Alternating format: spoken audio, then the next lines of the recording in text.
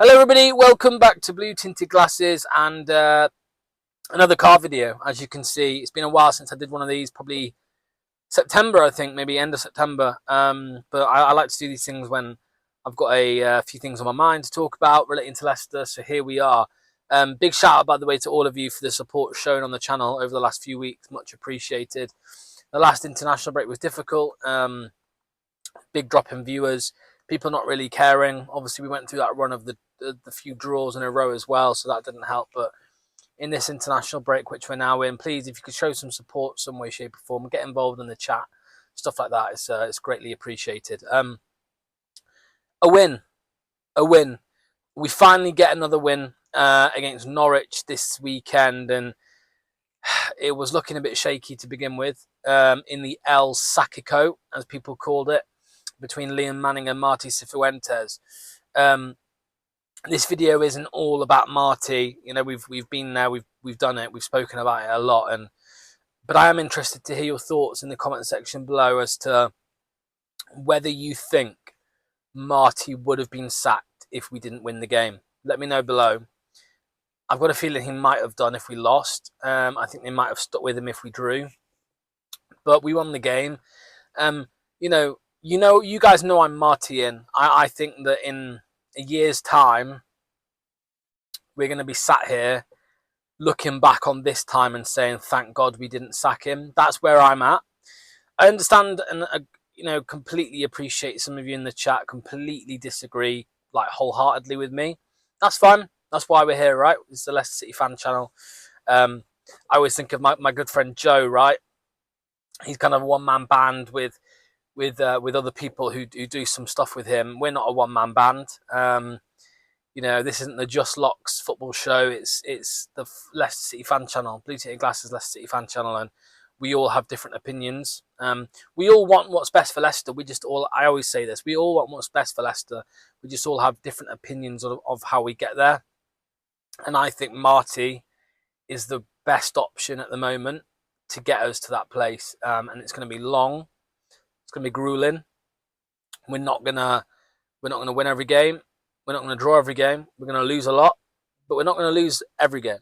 So I think we're on the right path, slowly, very slowly. But anyway, regardless of my thoughts on Marty, I do think he was going to be sacked if we lost. That's football. We won, and Liam Manning got sacked instead. We now have an international break, and if you think back to whenever it was a month ago, we played Swansea and we won. And I remember saying, if we win this game, you don't want the international break. If you lose it, you do, right?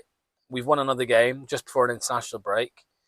I think a lot of people are asking the question, and rightly so, well, we won the last game before the international break last time, and when we came back, we were useless. So is it going to be similar? Genuine concerns. I've seen a lot of people online say that they would have sacked him regardless, and you know what? I kind of agree, right? In the sense that if they were going to sack him, if we lost the Norwich game, they're clearly not that confident in him. So you probably should sack him, right? I don't think the Norwich game should change their action in that sense, because the performance wasn't great, right? It wasn't a show-stopping performance where we looked 10 times better than previous. It was still a poor performance, especially in the first half. We just got very, very. I think we got fortunate that Norwich sat back and they kind of invited the pressure on, which is what we've done in the past, right? Not just under Marty, under other managers, and that kind of helped us a little bit. But we got the win, and that's all that matters. 3 points, really. It's a results business. That's what people were saying against Marty. So you've also got to use it in favour of Marty, right? It's a results business, and he got the result.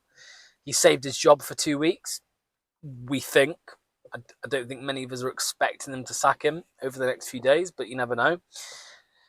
And yeah, I just have faith in this guy, man. I think he's.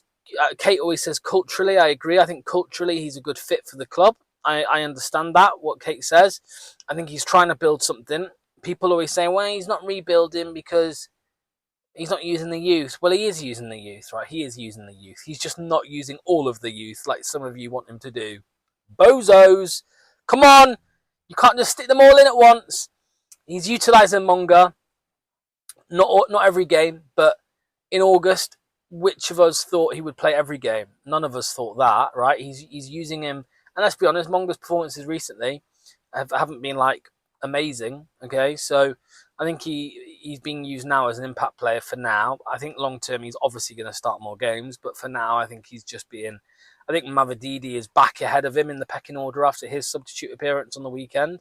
So let's see. I just don't think any of us want Ayew to start as the left winger. So hopefully that's Mavididi or Monga in the next game. And yeah, you know, he's not going to play a Luco, Nelson, Monga, Page, or Evans all together. Like, if you think that's going to happen, you're not wrong. You're fucking deluded, in my opinion. Right? In my opinion, you're deluded if you think he's going to do that. So Ben Nelson's back in. He's got injured. Maybe we'll see more of Aluko. I mean, Aluko was training with the first team last week. That's a fact. So maybe that means he's knocking on the door. He's getting closer.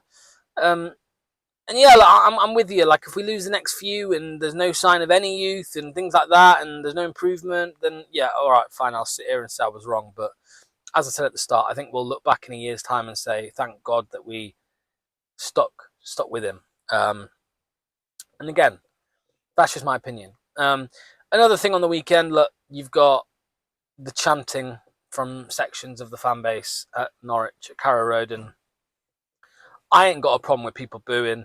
Well, I did. I had a problem with people booing at half time at the first game of the season. I thought that was baffling, to be honest. Half time, first game of the season, you're going to boo them off the pitch. All right, whatever. You do you. But, you know, when we're losing to Hull, when we're losing to Blackburn, awful performances, hardly any effort, I understand the booing. I agree with it in a sense. If you go to a game, you should be able to cheer or boo. Those booing, though, they can't then say, you can't cheer, you can't clap. No, that's not how it works, mate. If you're allowed to boo, if you're entitled to boo, they're entitled to clap and they're entitled to cheer. If you disagree with that, again, you're a fucking bozo. The chanting, though, look, the Rudkins a cunt ole ole, I suppose shouldn't be sang, but I haven't got a problem with it, right? You name calling, it is what it is. It is what it is.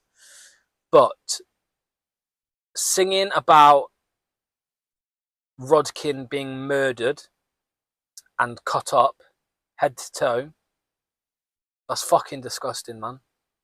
That's not right. That's not right. It's just grim.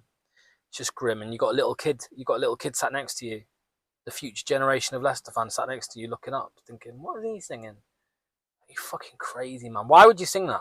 Why would you sing that at the football? And then the same people are throwing paddies online because, oh, the board only speak out to condemn the fans that sang that. Mate, are you all right in the head? You're fucking crazy.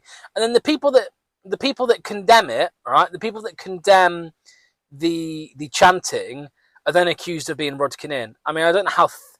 Some of our fans are extremely thick. Like, extremely thick.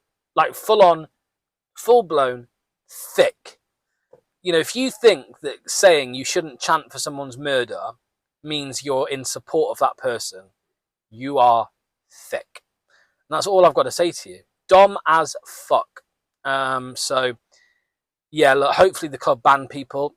I'm against like kind of unnecessary banning, which has happened in the fan base before. Like, I've seen people banned for standing on a seat. That's bullshit. But singing for someone's murder, yeah, you deserve a ban. You deserve a ban, 1000%. So let me know in the comments if you disagree. Maybe there'll be some people in the comments who did sing that and don't think they'll be banned.